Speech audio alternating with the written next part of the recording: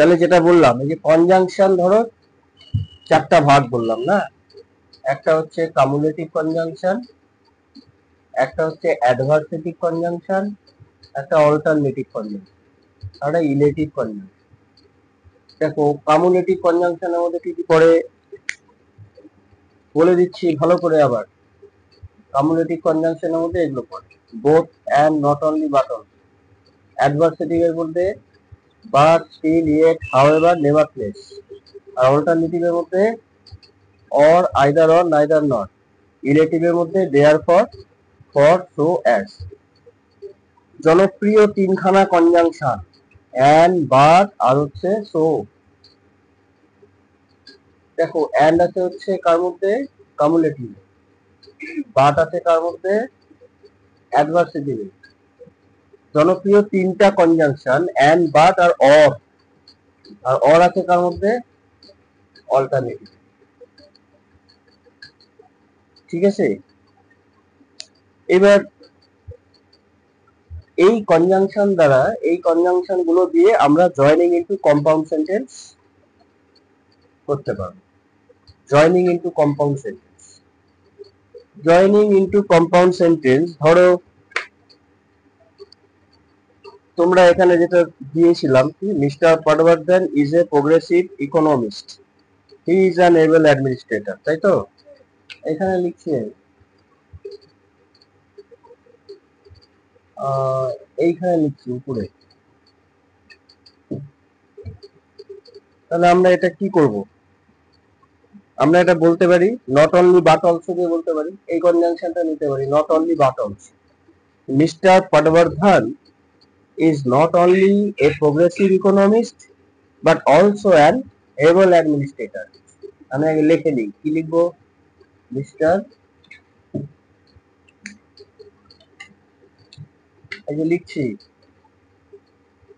Mister পটবর্ধন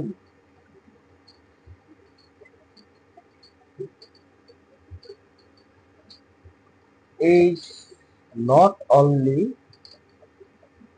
a progressive economist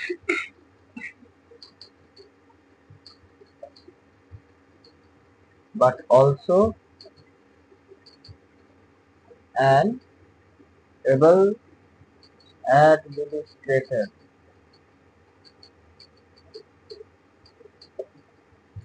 বোঝা গেল এটা কি হবে? দেখো এখানে, এখানে দেখো ভালো করে, এই যে এখানে নট অনলি নিলাম আর এখানে বাট অলসো। মানে কি দাঁড়ালো, মিস্টার পটবর্ধন না শুধুমাত্র একজন প্রখ্যাত অর্থনীতিবিদ, একজন ভালো প্রশাসকও বটে।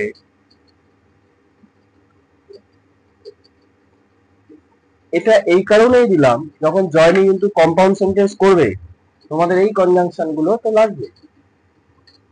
তোমাদের পাসিং অ্যাওয়ে অফ বাপুতে তোমাদের যে গদ্যটা আছে class 10-এ, passing away of Bapu, 26 number পাতায় যাবে।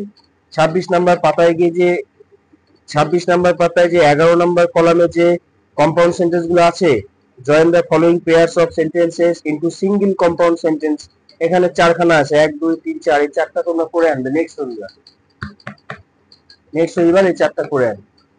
বুঝাতে পারলাম? এই যে কনজাংশন গুলো ইউজ করে, এটা গ্রুপে পোস্ট করে দেবো, এখন টুকলেও টুকতে পারো, গ্রুপে পোস্ট করে দেবো। এটা বাড়িতে ভিডিও দেখো তোমরা, এগুলো খাতায় টুকে দিতে পারবে। এই কনজাংশন গুলো দিয়েই কিন্তু জয়েন করতে হয়। আর কনজাংশনের এতগুলো প্রকার, চারটা প্রকার হয়, একটা হচ্ছে কামুলেটিভ, একটা অ্যাডভার্সেটিভ, একটা অল্টারনেটিভ, একটা ইলেটিভ। তারপরে কি ছিল,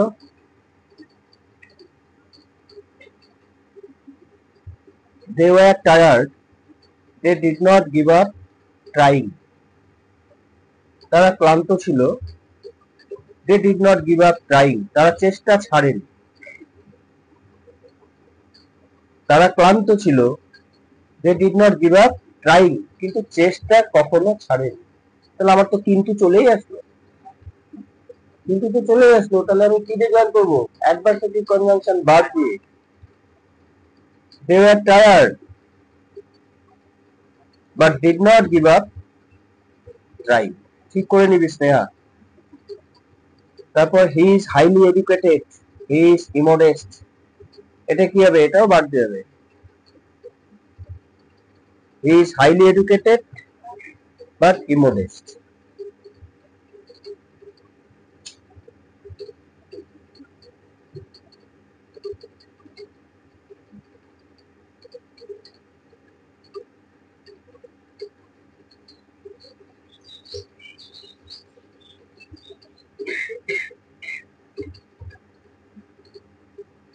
ইমোডেস্ট মানে হচ্ছে নির্লজ্জ।